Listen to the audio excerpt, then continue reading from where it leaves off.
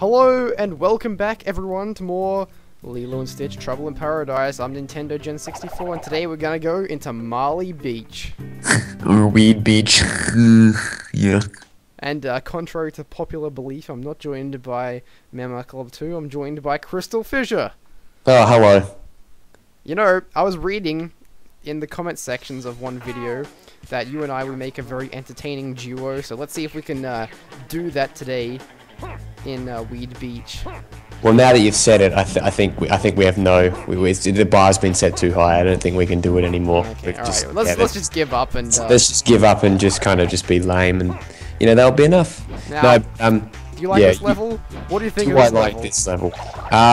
In speedrunning capacity, it can kindly fuck off, because it is kind of annoying. I wouldn't call it a difficult level, but it definitely is a confusing or an annoying level, especially if you're trying to go through it quickly. Now, luckily, you're collecting everything, or at least trying to.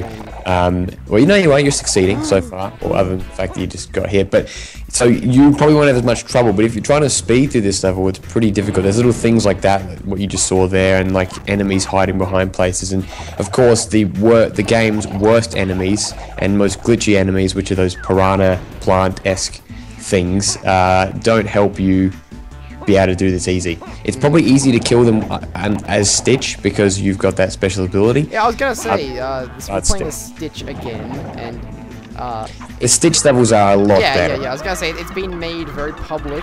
You know, my relationship with this game has been made very public that I much prefer the Stitch levels because Stitch is just a better character to play as, and I'm also a little bit sexist.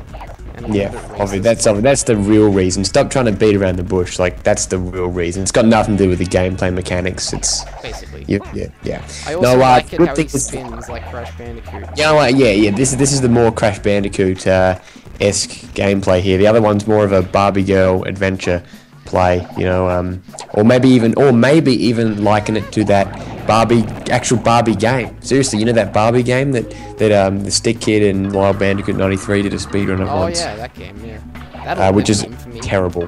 It actually reminds me of this game though. But yeah, I mean, interestingly enough, the one thing that makes this game slightly more speedrunnable than something like Donald Duck going quackers is that of that special coffee cup ability, which allows you to like avoid certain areas. Like, I mean, like instead of having to wait, you could just jump across that and jump up when you're in the ball of like whatever you are, now, whatever it is. I did beat you in a speedrun of this game a while ago. So does that mean that I'm better than you at Lilo? Well, yeah, I'd say yes, even though I was about a full level ahead of you before I missed a thing. But yeah, you probably are. What do you think of the color palette in this level? Do you think it's like vomit-inducing? Well, it's less vomit-inducing than the previous level, as you like to point out. Yeah, I mean, it's so bright. It's yeah. But to my however, eyes. You did bring up the whole thing with the music, and I kind of think that I left a comment saying that I actually almost consider it a strong point, because if you think about it, like whether it's shit or corny or whatever, all of the above, it kind of has this feeling that it. Oh no! No! Oh come on!